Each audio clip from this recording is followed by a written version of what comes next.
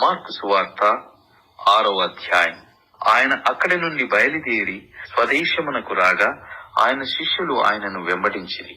విశ్రాంతి దినము వచ్చినప్పుడు ఆయన సమాజ మందిరములో బోధింపనారంభించెను. అనేకులు ఆయన బోధ విని ఆశ్చర్యపడి, ఈ సంగతులు ఇతనికి ఎక్కడ నుండి వచ్చెను? ఇతనికీయబడిన ఈ జ్ఞానమెట్టిది? ఇతని చేతుల వలన ఇట్టి అద్భుతములు చేయబడుచున్నవి ఇదేమి? ఇతడు మరియ కుమారుడు కాడా? ఇతడు యాకోబు, యోసే, యూదా, సీమోను అనువారి సహోదరుడగు వడ్లవాడు కాడా? ఇతని సహోదరీమణులందరూ మనతో నున్నవారు కారా అని చెప్పుకొనుచు ఆయన విషయమై అభ్యంతరపడిరి. అందుకు యేసు, ప్రవక్త తన దేశములోను తన బంధువులలోను తన ఇంటి వారిలోను తప్ప మరి ఎక్కడనూ ఘనహీనుడు కాడని చెప్పెను. అందువలన కొద్దిమంది రోగుల మీద చేతులుంచి వారిని స్వస్థపరచుట తప్ప మరి ఏ అద్భుతమును ఆయన అక్కడ చేయజాలకపోయెను.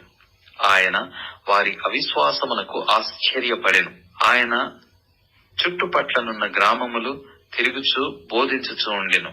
ఆయన 12 శిష్యులను తన యొద్దకు పిలిచి వారిని ఇద్దరిద్దరినిగా పంపుచు అపవిత్రాత్మల మీద వారికి అధికారమిచ్చి, ప్రయాణము కొరకు చేతి కర్రను తప్ప రొట్టెనైనను జాలెనైనను సంచిలో సొమ్మునైనను తీసుకొనక, చెప్పులు తొడుక్కొనుడనియు 2 అంగీలు వేసుకొనవద్దనియు వారికి ఆజ్ఞాపించెను. మరియు ఆయన వారితో ఇట్లనెను, మీరెక్కడ ఒక ఇంట ప్రవేశించెదరో అక్కడ మీరు బయలుదేరు వరకు ఆ ఇంటని బస చేయుడి. ఏ స్థలమందైనను జనులు మిమ్మును చేర్చుకొనగా మీ మాటలు వినకుంటే మీరు అక్కడ నుండి బయలుదేరినప్పుడు వారి మీద సాక్ష్యముగా ఉండుటకు మీ పాదముల క్రింద ధూళి దులిపివేయుడి. కాగా వారు బయలుదేరి మారు మనసు పొందవలెనని ప్రకటించుచు అనేక దయ్యములు వెళ్ళగొట్టుచు నూనె రాచి అనేకులకు రోగులను స్వస్థపరచుచు నుండిరి. ఆయన కీర్తి ప్రసిద్ధమాయెను గనక రాజైన హేరోదు ఆయనను గూర్చి విని, బాప్తిస్మమిచ్చు యోహాను మృతులలో నుండి లేచి ఉన్నాడు గనక అతని యందు అద్భుతములు క్రియరూపము లగుచున్నవని చెప్పెను. ఇతరులు ఈయన ఏలియా అనియు, మరికొందరు ఈయన ప్రవక్త అనియు, ప్రవక్తలలో ఒకని వలె ఉన్నాడనియు చెప్పుకొనుచుండిరి. అయితే హేరోదు విని, నేను తలగొట్టించిన యోహానే, అతడు మృతులలో నుండి లేచి ఉన్నాడని చెప్పెను. హేరోదు తన సహోదరుడగు ఫిలిప్పు భార్య అయిన హెరోదియను పెళ్లి చేసుకొనినందున, యోహాను నీ సహోదరుని భార్యను చేర్చుకొనుట నీకు న్యాయము కాదని హేరోదుతో చెప్పెను గనక ఇతడు ఆమె నిమిత్తము యోహానును పట్టి తెప్పించి చెరసాలలో బంధించి ఉండెను. హెరోదియ అతని మీద పగపట్టి అతని చంపింపగోరెను గాని ఆమె చేత కాకపోయాను. ఎందుకనగా యోహాను నీతిమంతుడును పరిశుద్ధుడు మనుష్యుడని హేరోదు ఎరిగి అతనికి భయపడి అతని కాపాడుచూ వచ్చెను. మరియు అతని మాటలు వినినప్పుడు ఏమి చేయను తోచకపోయినను సంతోషముతో వినుచుండెను. అయితే తగిన దినమొకటి వచ్చెను. ఎట్లనగా హేరోదు తన జనన దినోత్సవమందు తన ప్రధానులకును సహస్రాధిపతులకును గలిలయ దేశ ప్రముఖులకును విందు చేయించెను. అప్పుడు హెరోదియ కుమార్తె లోపలికి వచ్చి నాట్యమాడి హేరోదును అతనితో కూడా పంక్తిని కూర్చున్న వారిని సంతోషపరచెను గనుక రాజు, నీకిష్టమైనది ఏదైనను నన్నడుగుము, నేను నీకిచ్చేదనని ఆ చిన్నదానితో చెప్పెను. మరియు నీవు నా రాజ్యములో సగము మట్టుకు ఏమి అడిగినను నీకిచ్చేదనని అతడు ఆమెతో ఒట్టు పెట్టుకొనెను. గనక ఆమె వెళ్లి నేనేమి అడిగెదనని తన తల్లిని అడుగగా ఆమె బాప్తిస్మమిచ్చు యోహాను తల అడుగుమనెను.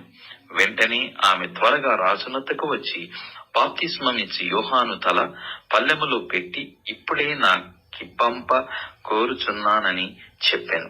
రాజు బహుగా దుఃఖపడెను గాని తాను పెట్టుకొనిన ఒట్టు నిమిత్తమును తనతో కూర్చుండి ఉన్న వారి నిమిత్తమును ఆమెకు ఈయను ఆననొల్లక పోయెను. వెంటనే రాజు అతని తల తెమ్మని ఆజ్ఞాపించి ఒక బంట్రౌతును పంపెను. వాడు వెళ్లి చెరసాలలో అతని తలగొట్టి పల్లెములో అతని తల పెట్టి తెచ్చి ఆ చిన్నదానికిచ్చెను. ఆ చిన్నది తన తల్లికిచ్చెను. యోహాను శిష్యులు ఈ సంగతి విని వచ్చి శవమును ఎత్తుకొని సమాధిలో ఉంచిరి. అంతటా అపోస్తలులు యేసునొద్దకు కూడి వచ్చి తాము చేసినవన్నీయు బోధించినవన్నీయు ఆయనకు తెలియజేసిరి.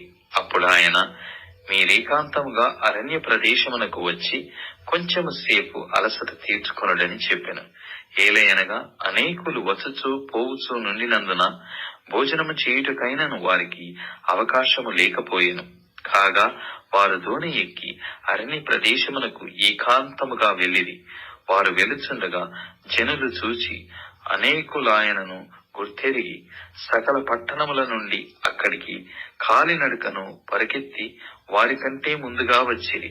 గనక యేసు వచ్చి ఆ గొప్ప జన సమూహమును చూచి వారు కాపరి లేని గొర్రెల వలె ఉన్నందున వారి మీద కనికరపడి వారికి అనేక సంగతులను బోధింపసాగెను.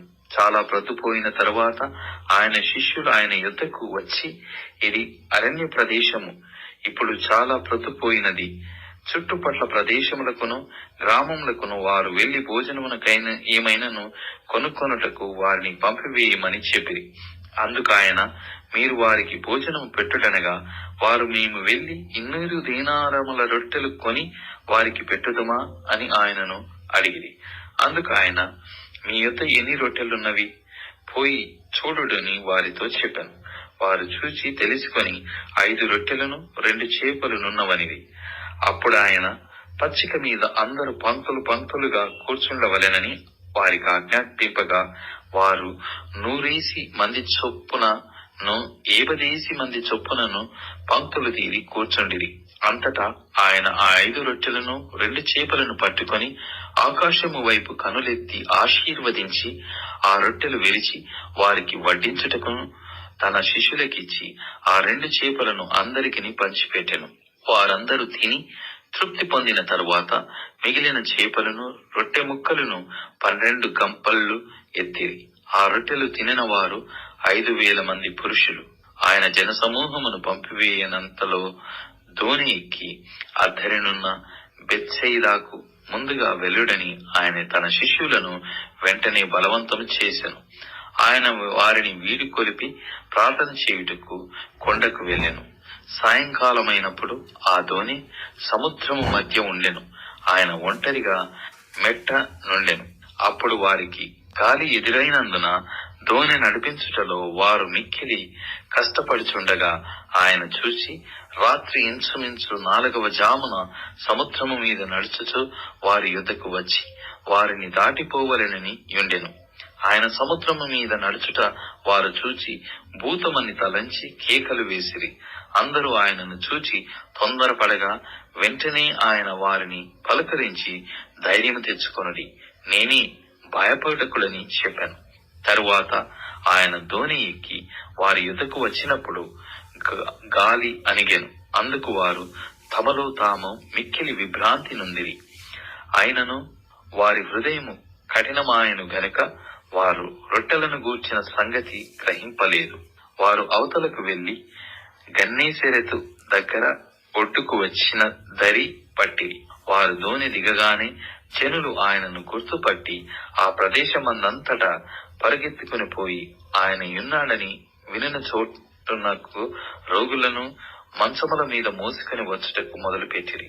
గ్రామములలోను పట్టణములలోను పల్లెటూళ్లలోను ఆయన ఎక్కడ ప్రవేశించెనో అక్కడి జనులు రోగులను సంత వీధులలో ఉంచి వారిని ఆయన వస్త్రపు చెంగు మాత్రము ముట్టనిమ్మని ఆయనను వేడుకొనుచుండిరి. ఆయనను ముట్టిన వారందరూ స్వస్థత నొందిరి.